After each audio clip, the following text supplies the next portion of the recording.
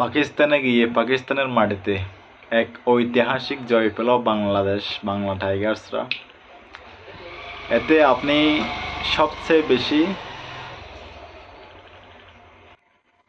কার অবদান দেখছেন? সবচেয়ে বেশি আমি দেখছি মুশফিকুর রহিমের। তিনি 191 রানের যে ইনিংসটা খেলেছেন, সেটা যদি না হতো বাংলাদেশের ইনিংস 565 হইতো না। যেহেতু ভালো উইকেট, অনেকদিন পর মুশফিকুর রহিম একটা ভালো উইকেটে খেলতে পেরেছেন এবং সেই ভালো উইকেটের ফায়দাটা কি দারুণভাবে তিনি নিয়েছেন।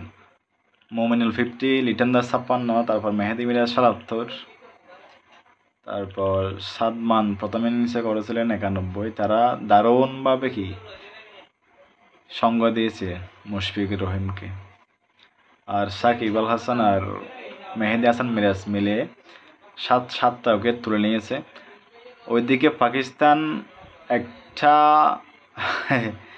একটা স্পিনারও খেলা নেই, তারা 7জন পেসার নিয়ে খেলেছিল। শাহিন আফ্রিদি, নাসিম শাহ, কুরম শেহজাদ, আরেকটা পেসার কে যেন একটা কি নতুন নামটা আসতেছে না এই মুহূর্তে। তারা একজন স্পিনারকে না খেলিয়ে, আবরার আহমেদকে না খেলিয়ে কি ভুলটাই না করলো।